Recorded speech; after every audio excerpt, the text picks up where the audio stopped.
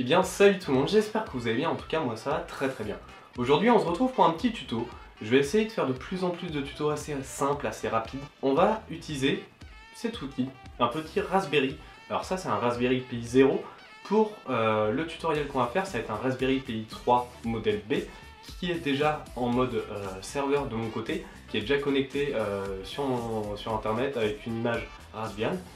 C'est pour ça que je vous montre celui-ci, mais l'autre est déjà branché et déjà en fonctionnement. L'idée d'aujourd'hui, ça va être d'installer Spotify en tant que serveur sur votre Raspberry, de sorte à pouvoir le contrôler depuis votre téléphone, votre ordinateur ou votre tablette. Pour ceci, c'est très simple. On va utiliser le logiciel, ou plutôt l'outil, le software, Raspotify. C'est un outil qui a été créé par un contributeur qui est trouvable sur le GitHub. Tous les liens sont en description.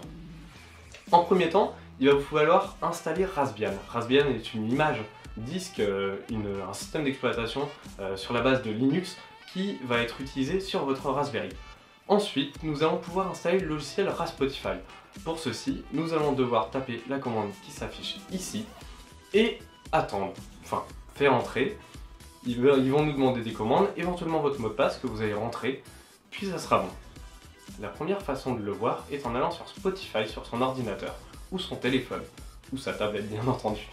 Vous allez pouvoir voir dans les appareils disponibles qu'il y a votre Raspberry qui est connecté, vous allez déjà pouvoir lancer le son.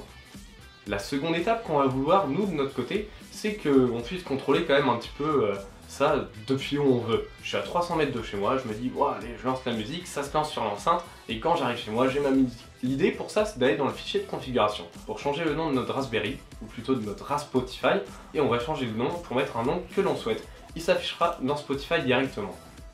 Si vous voulez contrôler votre Spotify, votre serveur Spotify à l'extérieur, il va falloir renseigner votre mot de passe et votre nom d'utilisateur bien entendu. Pour ceci, je vous envoie un lien dans la description avec toutes les étapes comment le faire.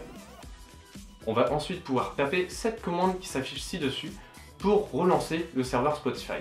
C'est à peu près tout pour ce tuto, on n'a rien besoin de plus.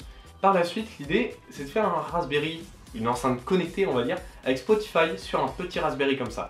Vous pouvez simplement aussi acheter une enceinte sur Amazon, avec des liens ci-dessous des enceintes que je vous conseille, qui peuvent être branchées en permanence et allumées en permanence, ce qui vous permettra que quand vous arriverez chez vous ou quand vous lancerez la musique, vous n'aurez pas besoin d'allumer l'enceinte, puis de la connecter, etc., etc. Pour ceux qui le souhaitent, pour avoir une meilleure qualité de son depuis leur Raspberry, car la qualité HDMI ou jack n'est pas très bonne de base, je vous conseille une shield audio, un panneau électronique, une carte électronique qui va se mettre au-dessus de votre Raspberry et qui va effectuer une sortie audio, qui va générer une carte son qui sera de bien meilleure qualité. N'hésitez pas à me dire en commentaire quel tuto vous voulez qu'on fasse, si vous avez des idées de trucs à pas très cher, assez simples à réaliser et qu'on ne saurait pas vraiment faire. Sur ce, je vous souhaite une bonne journée, n'hésitez pas à liker, partager et commenter la vidéo.